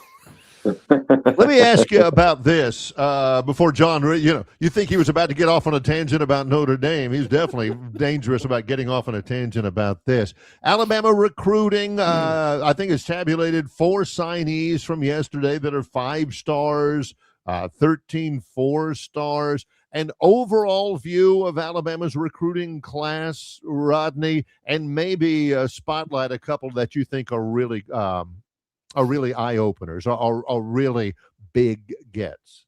Yeah, I mean, it seems, just looking at it, that they filled, some things that they wanted to fill, the needs, I guess. Looks like a pretty solid offensive line class. I always look at the trenches, and pretty solid offensive line class. I think they may add one today, and if they do, it makes it a really nice offensive line class. Bryson Cooley out of Laurel, Mississippi, 4-star rated player, been committed to LSU. Back in the summer, it looked like Alabama was a real one of his top choices, obviously, then, but he chose LSU. So I'd watch that. You got a great running back, E.J. Crowell. You got a great receiver, Sadarian Morgan. You got 2 outstanding quarterbacks, Jet Tamala, Tayden Kawa. Got a great tight end, Max Suter out of Illinois.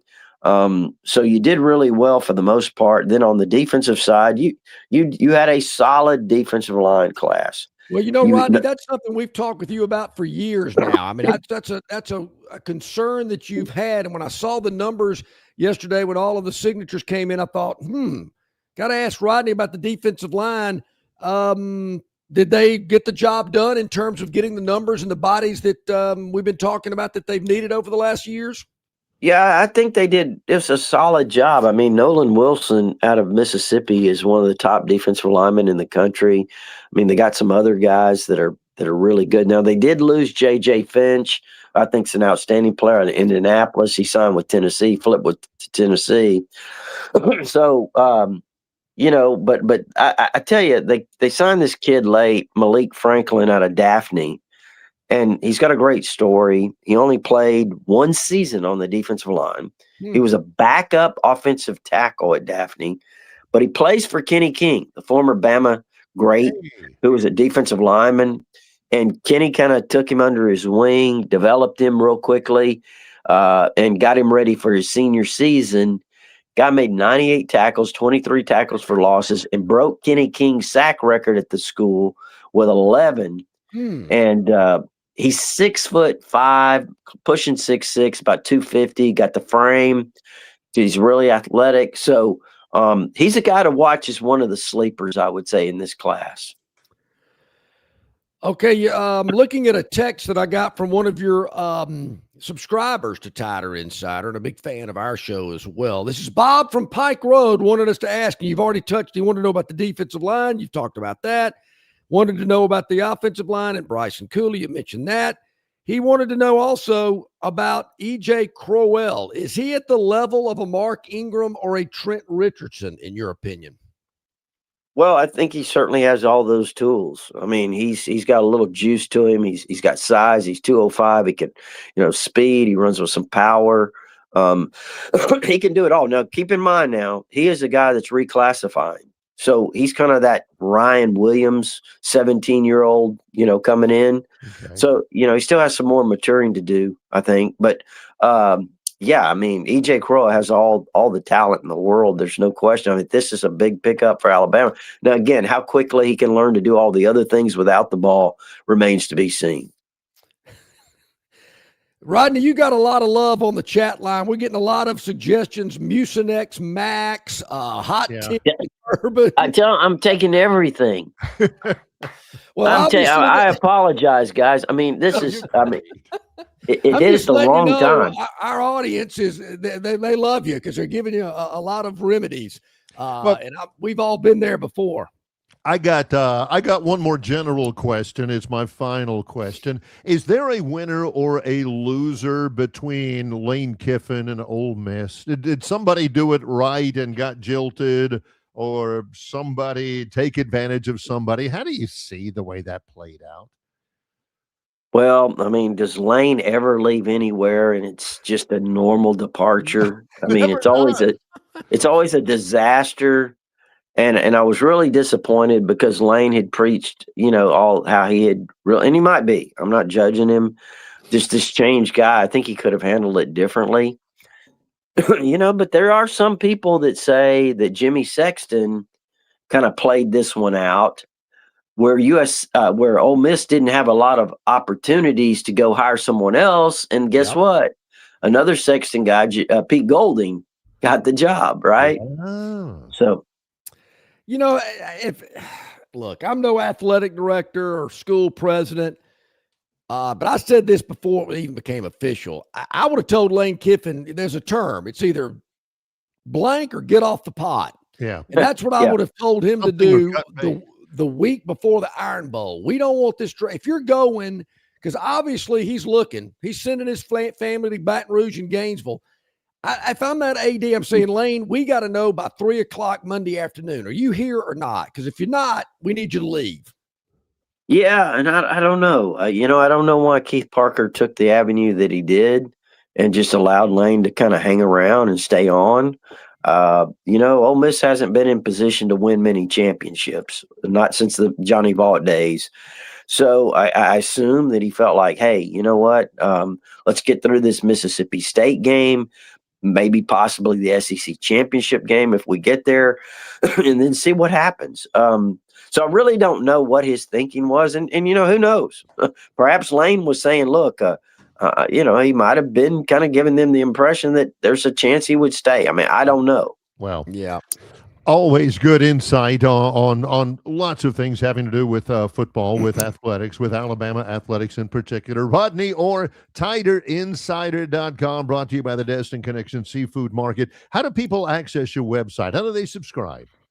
Yeah, it's TiderInsider.com. It's only $48 a year. You can get instant access with your credit card. If you prefer, there is an address there to send a check. Gives you all our premium information, but also it's our all sports forum, our community there of Alabama fans. I mean, it's been nonstop. It's really rolling right now. Yeah, boy. Yeah. I mean, other schools hiring coaches. I guess there is a championship game Saturday. Basketball. Basketball. Yeah. Plenty of that. Rodney, get it all. As always, we appreciate it. Thanks so much. Okay, guys. Appreciate it. Take care. Yep. Hope you feel better. Thank you so much, Rodney Orr, the Tider Insider, joining us today. Brought to you exclusively by the Destin Connection Seafood Market. Those fresh Louisiana oysters have arrived. David sold out in 4 hours last Friday. Had 100 boxes, sold them out. He's got a new shipment in. If you want them, head to the Destin Connection, 3750 Norman Bridge Road, and enjoy those fresh Louisiana oysters.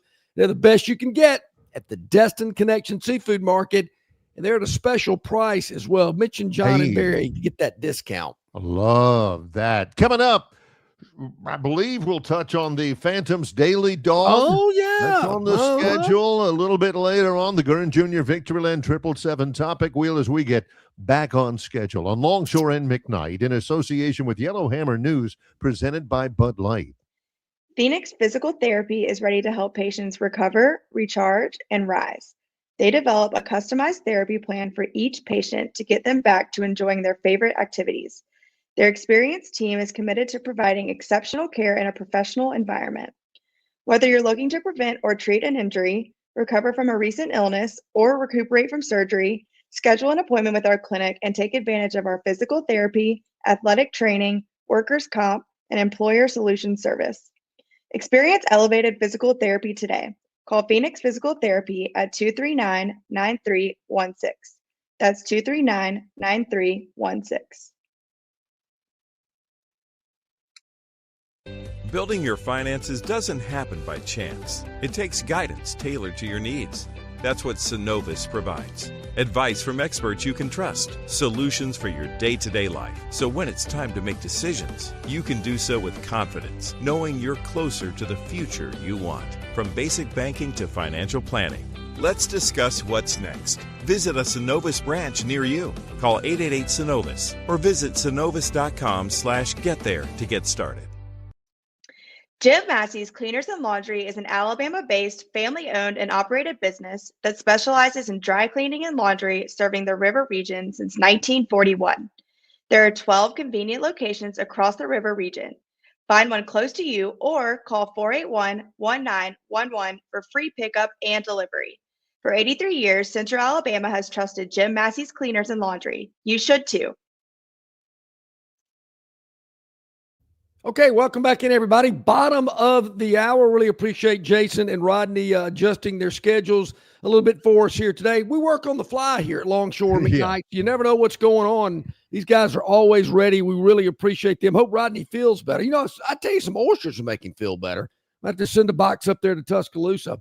Yeah, and, help him out with that a little bit. That's not just an old wives' tale about like some other things people have always kind of said about oysters. Yeah, you know, that actually. Give me some oysters, man. Oh, yeah, love them. Yes. Let's see. Oh, yeah. Brian Reynolds, RTJ Golf in just a moment. Some great news that we want to share with you. He's going to let you know about here in a moment. But you said something about the Daily Dog? You know, we have it scheduled. I know the schedule got a little bit thrown off today, but normally in this segment, whenever it falls, is when we go over our little feature that John came up with called the Phantom's Daily Dog. From the Phantom, picking a dog, an underdog in the spread. True. And he thinks may not win the game outright, but may get in under the number. And if they do, then go ahead and win that baby outright. Okay, I'm with you. I like that. Not to jump ahead, I'm not sure the dog today is going to win the game outright, but we do think they can cover. More on that in a moment. All right.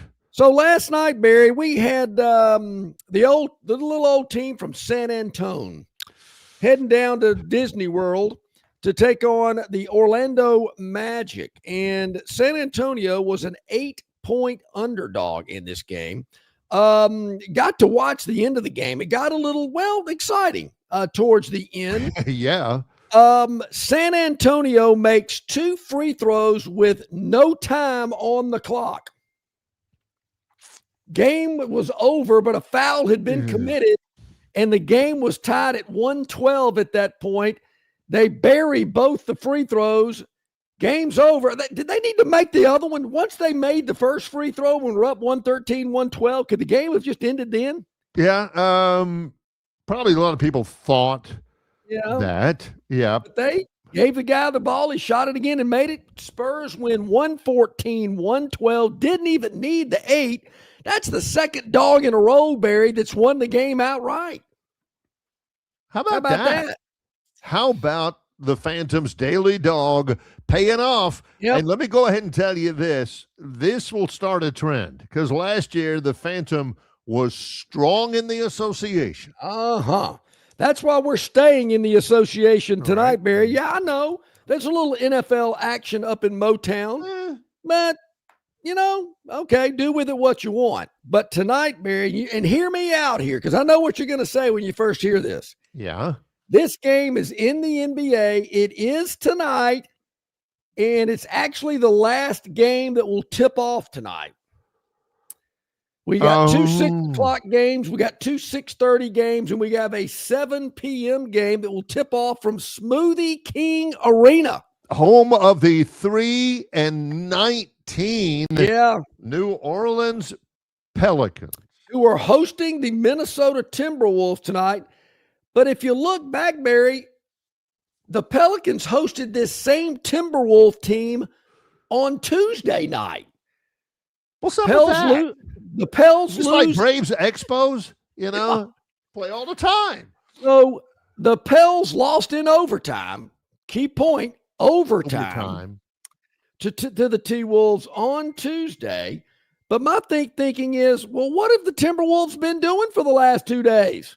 Bourbon Street, Pat O'Brien's. Hurricane or two, the drink. Yeah, so they've been enjoying the Crescent City. Understand Trump's sending the National Guard down there. Thank you, Mr. President. I'll be in New Orleans right before Christmas, so I'm glad to hear that. Keep focused. Focused. So I'm thinking the T-Wolves have been just bebopping around, not really focused. So they're going to roll into Smoothie King again tonight, where the Pels are an 11.5-point underdog at home. They stink. Now, bear in mind, they're awful. Yeah, I'm not going to argue that point. I think you're right. But Barry, are they 11.5 points awful? That's what I'm saying. Are they? The Timberwolves are like 13-8. They kind of whittle-waddling around. So I'm not going to go all out and tell you that the Pels are going to win this game. But, man, that's a lot of points. They can cover that 11.5. There you go. So that's the Phantoms Daily Dog. We got the Pelicans plus 11.5 hosting the T-Wolves for the second time in 2 days. There is your play. Hey, Barry, our good friend Brian Reynolds, who is the director of golf at Cambrian Ridge on the Robert Trent Jones Golf Trail, hopping on with us here this morning. And we got those trail cards for Christmas. Brian, tell us all about it. How you doing? Hey, guys, they are still on sale through the end of the month. Yep. They are $5 off, so you can get them for $44.95 right now. And as you and I keep saying, John, it's the gift that keeps on giving 12 months a year. Pays for itself the first time you use it in our golf shop. Cuts your price in half, basically, for a round of golf. So they're good at all sites throughout the trail. You can purchase them at any site on the trail, or you can go to rtjgolf.com and have one mailed to your house. Again, and it's for golf on the Robert Trent Jones Golf Trail. That's right. Which is, hey, is it raining down there in Greenville, Brian? It has been raining since I got up this morning, and it's cold. Is it cart path only today? I'm sorry, John. What'd you say? Is it cart path only today? It's going to be cart path only for a couple of days. Yeah. So, yeah, it's not the ideal golfing weather, but hey, the golf shops are open. We're loaded with gifts. We have a trail card sale online as well as a gift card sale. If you're looking for a gift card for your loved one for Christmas, it's you get some free money on our website right now if you order a gift card. So take advantage of those deals if you're looking for Christmas gifts and stocking stuffers. They are great stocking stuffers, the gift cards and the trail cards, or both, Yeah. And of course, that great paraphernalia, the clothing and all of the different things in the pro shop. And let me ask you this, Brian. I know the new merchandise. You got the PGA show coming up early in 2026. Are there great deals and sales and savings going on golf merchandise now before we get into the new equipment in 2026? Yeah, we've got some sales going on, and we're still stocked with plenty of golf clubs and things like that. Yeah. As you said, the new stuff will be coming out. Most of them are going to release around February the 15th. I've seen a lot of it, but we still have stuff available if people are wanting them.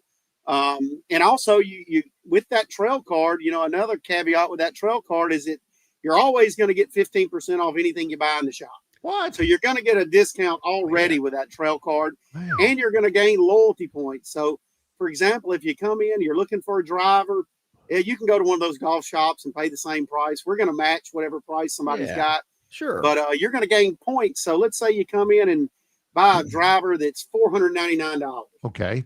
Well, you're going to get 499 points. Well, with 500 points, you get a free round of golf. So basically, you buy a driver, you're going to get a free round of golf that day as well with your trail card.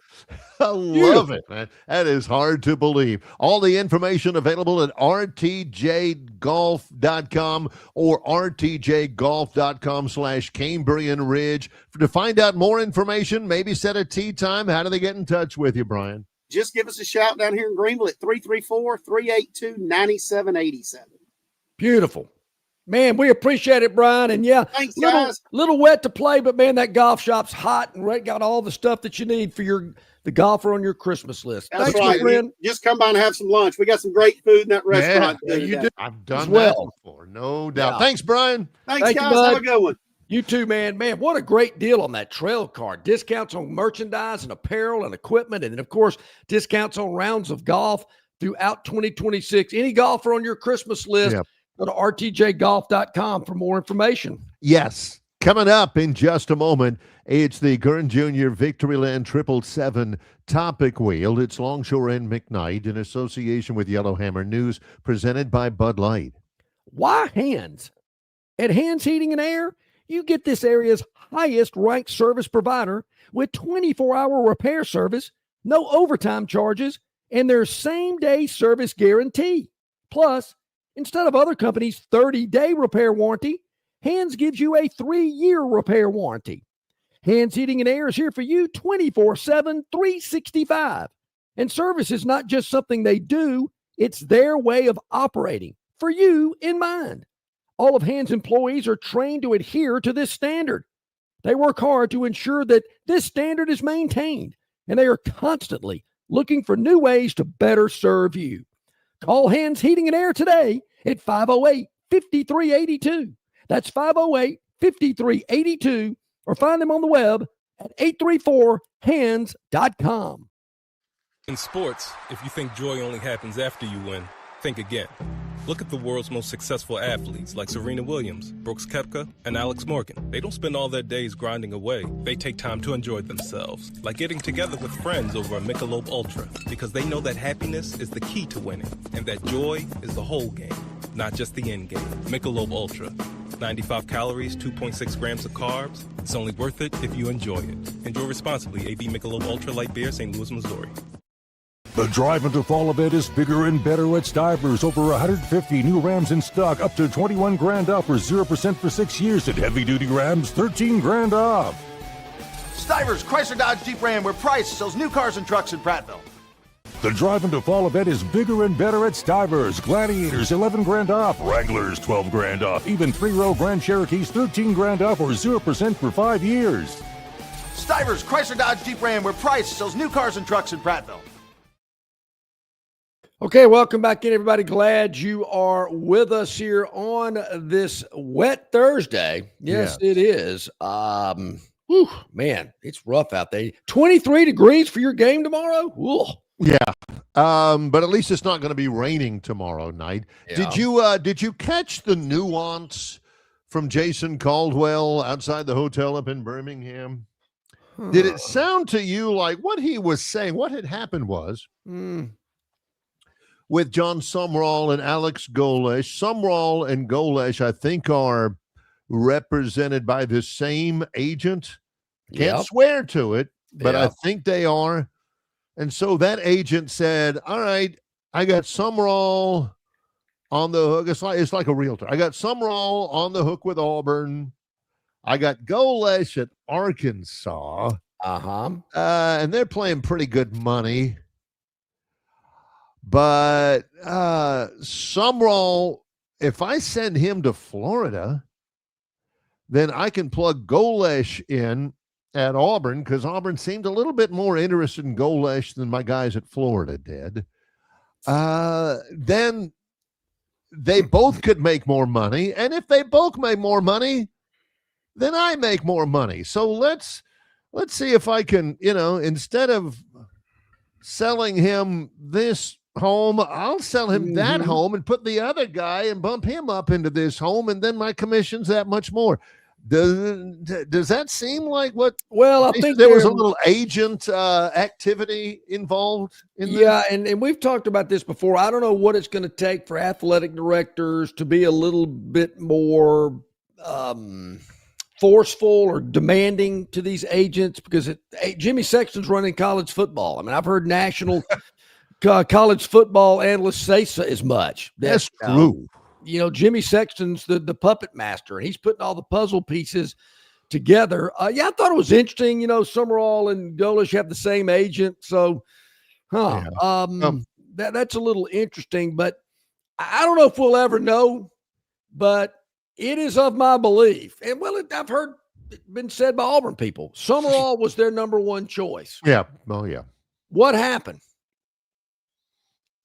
If that's your number one guy and that's the guy you really want, and I got to tell you, I thought it was the best fit, said it many times before all this went down. To me, he knows Auburn, knows the SEC, kind of got that edge, Pat Dye-like. What happened? What were they not willing to do to get John Summerall at Auburn? Coach Summerall and I texted back and forth a little bit yesterday. And I didn't ask him about that. I just congratulated him on the job. My Gator family members were all excited about it. Loved the press conference. He said, "Thanks, really excited for the opportunity. Appreciate you," and all this kind of stuff. I sure wanted to, but I didn't. He makes his decision. He's going to win at Florida. I have no doubt about that. I just wondered if anybody caught that nuance where Jason said it was agent-driven a little bit. Chris the Bammer says, "No, I didn't catch that nuance, but I caught the nuance Rodney gave when he mentioned adding natties 50 years later." Yeah, I heard that too. And John was just about to really get cranked up. Look, Wayne Atchison did what he did. I don't think we need to be revisiting the past about Atchison saying, in 1944 or whenever it was, 1940, I heard about this dude named Helms who really liked Alabama. Actually, I believe. Yeah, maybe so. Let me go ahead and claim that one for us. That'll, those will bump us up to, I think it was 12 at the time. Yeah. So I don't think, that was 1984. Rod, it's 1984, Chris the Bammer. That's too long. It's kind of like reading articles from the late great Cecil Hurt and Philip Marshall. There are parts of it that I'll read. Whoa! Let me go. I know what they're talking about here. Same thing with interviews. I'll admit sometimes the interview I'm kind of ding. What did Rodney just say? Whoa! I got that. Oh, I know exactly what he means there. John would show me article. He says, "Man, have you seen the latest Cecil Hurt article?" And I love Cecil Hurt. I think the late great Cecil Hurt was a awesome. Fantastic writer, not a great dresser, but a fantastic writer. And I used to read him all the time just because I like the quality of his writing. And John says, "Oh man, doesn't look too good for whoever." I said, "What do you say that?" He says, "Have you read Cecil Hurt's article?" Ooh. John, I said, who's the basketball coach that went to Dayton? Anthony Grant. Yeah. So Anthony Grant's feeling a little heat. The fans aren't happy. And I'll never forget reading one article from Cecil. And I said, "Barry, he's gone. He's out." And I said, "What are you talking about?" And he says, "Read this." And he showed it to me and everything. And I'm like, no. He didn't say that Anthony Grant's gone. And John said, "Didn't he?" I think he did. No. And John says, "Really?" And turns out, it was within 2 days. Yeah. I think John showed it to me on a Friday when we were together at Stivers. And so, it was 2 days. The next Monday, Anthony Grant has decided to mutually agree to leave. I'm thinking, how in the world did he know that? Well, it's just a gift. And matter of fact, I haven't made my way through PM's article today, but I think I've read this one before as well. Right. I think I have. What I've read so far, I'm thinking, I think I've read this one before. Yeah. I got you. I'm going to finish it later today. I promise. If I can read between the lines better than anybody. Yeah. Yeah. So, all right, let's get to it. It's the Gurn Jr. Victoryland 777 topic wheel. I think we've caught up on all of our breaks. I think we have. Because we did have to change the schedule just a little bit. So we took our 10 till break. We've already taken that. That means we can dedicate the final 12 minutes of the show to the Gurn Jr. Victoryland 777 topic wheel, brought to you by Victoryland 777 Casino on exit 22 off I-85 in Shorter, Alabama, where you can be a winner too. 6 topics today on the wheel, an array of beautiful colors as well. We do not know what these topics are. No clue. We can just see what the I guess how they're worded or titled. and then we'll delve into it and find out about it just as you will at the same time. It is spinning. Victoryland, where you can be a winner. Let's get off to a good start. Love of the game. That's why John plays golf.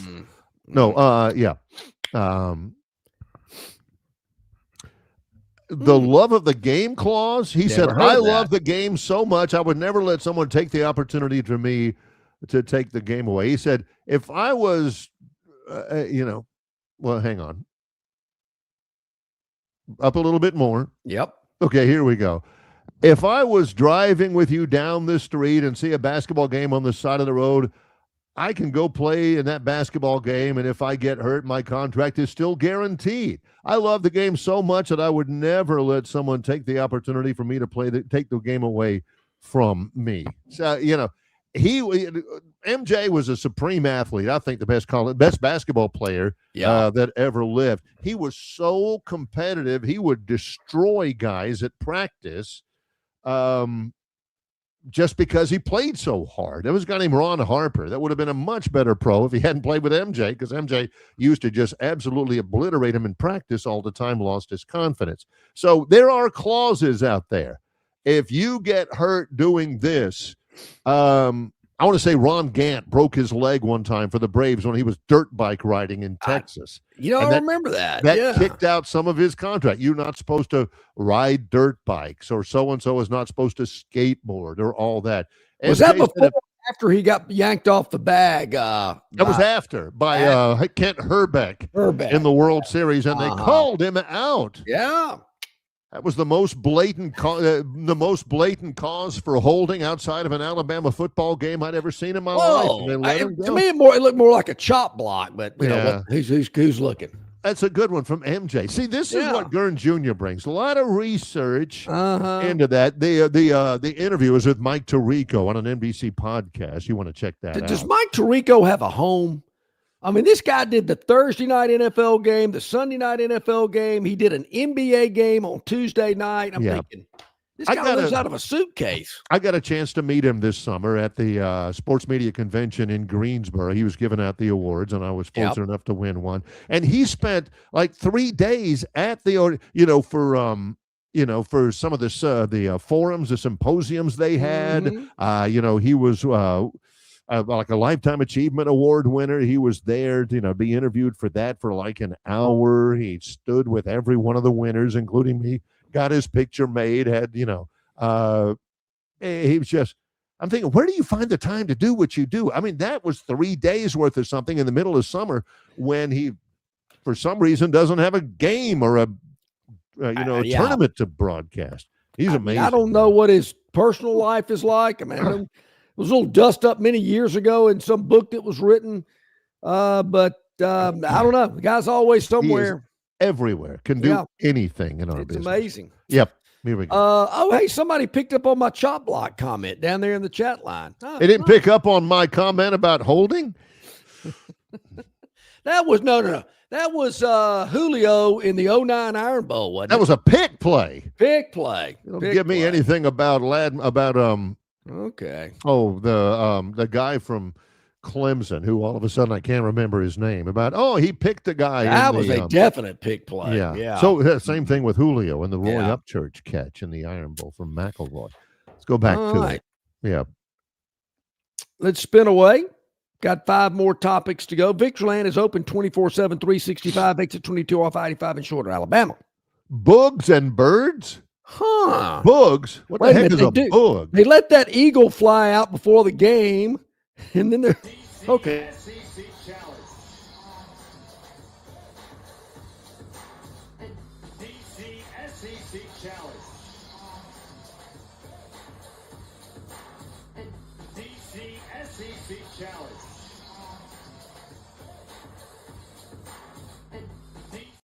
Yeah. Oh, I saw Big Boy. Slim. Yeah, play that one more time, Gurn. Yeah. Sure I saw that correctly. We called it in our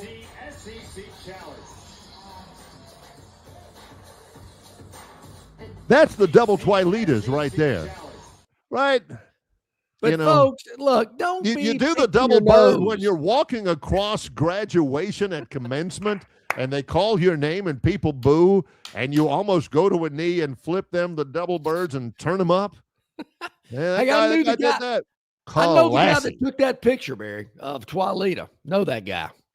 Used I to live think in that's part of Montgomery. his. I think that's part of his caption on his social media profile.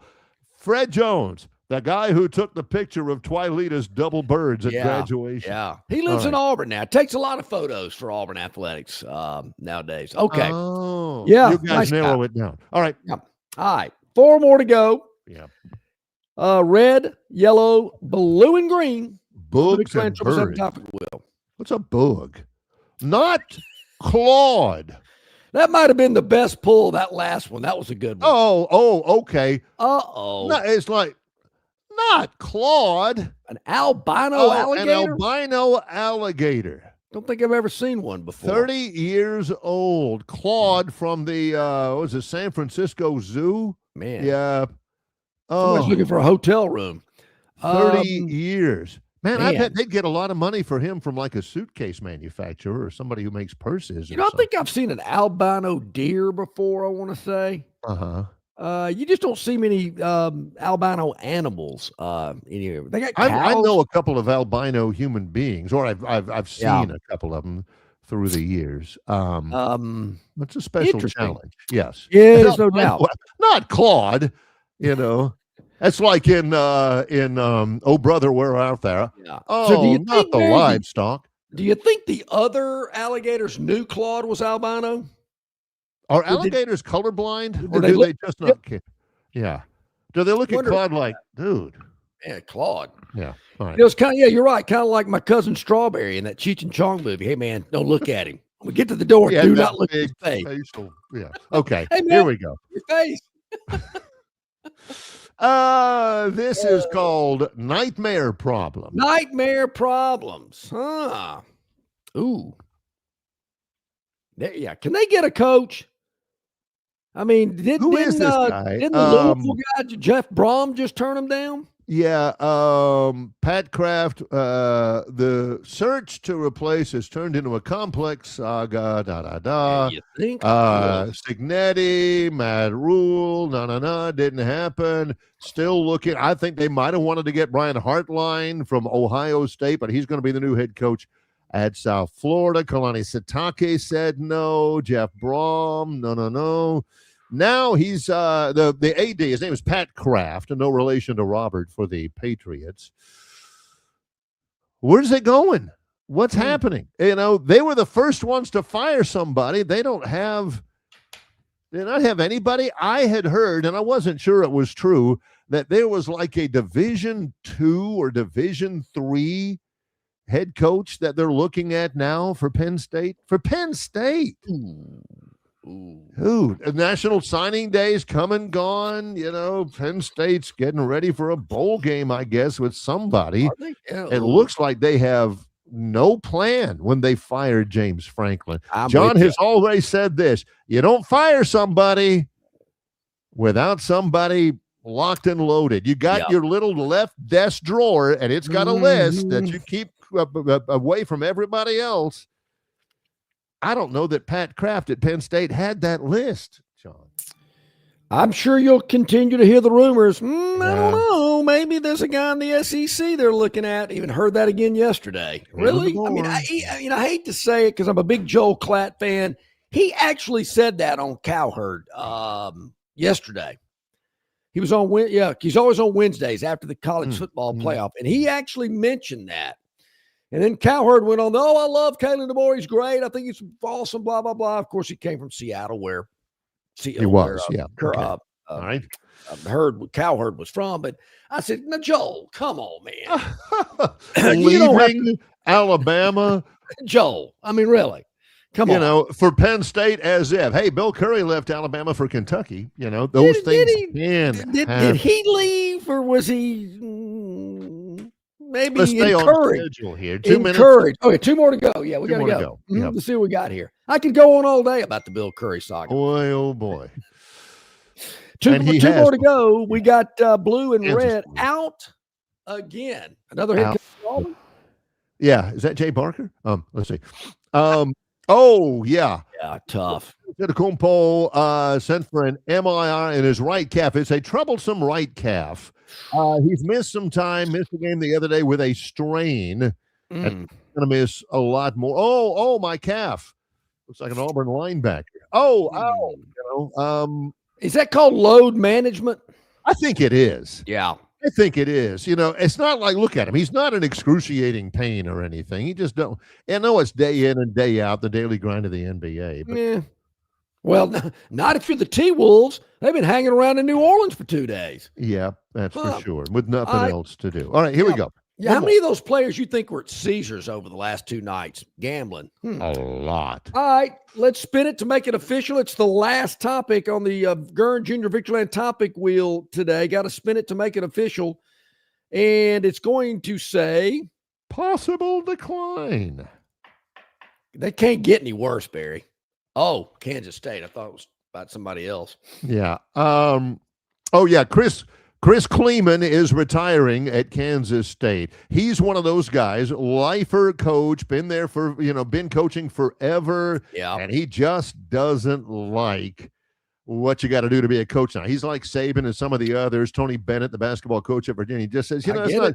So there's going to be a seamless transition. Former Kansas State quarterback Colin Klein will I'm about to say they're not going to bring that guy back that had been there forever, left, came back again. Bill Snyder? Yeah. No. They're going to a bowl game. The seniors want to play the Liberty Bowl. They want to do that. They're 6-6. Now, new coach coming in. Barry, speaking of screwy start times, I saw Kansas State play in a bowl game, and it kicked off at 11 o'clock in the morning in New Orleans. I made it, but woo. Yeah, but he had to hurry. He had to hurry home and change clothes and get back out there. But he did it. Yeah. I thought, who in the world kicks the? I mean, Sugar Bowl doesn't start till 8:45 every year. Perfect. I think 11 o'clock. Perfect. Well, and a perfect Gurn Junior Victoryland 777 topic wheel. Excellent job. Brought to you by Victoryland 777 Casino. And that closes out a very busy Thursday show. Man, you are not kidding. Thanks to Jason Caldwell, Auburn Undercover, Rodney Orr, the Tider Insider, Brian Reynolds from RTJ Golf. Tomorrow, Barry, you'll be with the Troy Trojans, but you will be joining me. I'll be at Stivers Ford in Montgomery, the big December sales event going on. We're going to tell you all about that. Maybe even see Santa out there at Stivers tomorrow. Who knows? Yeah. We'll also check in with our man Lee Sterling of Paramount Sports, Ralph Michaels of Wager Talk and the Gold Sheet. Think the Phantom might pop by as well for his conference championship game selections. So should be a big day tomorrow. Yes. I'm wondering what this is all about. Family show, please. We're getting close to the rails. I don't know what all that's about. If we did something that offended, we're sorry. It won't be the first time. He's John Long. I have no idea what that is. He's John Longshore. I'm Barry McKnight. It's Longshore and McKnight in association with Yellowhammer News, presented by Bud Light.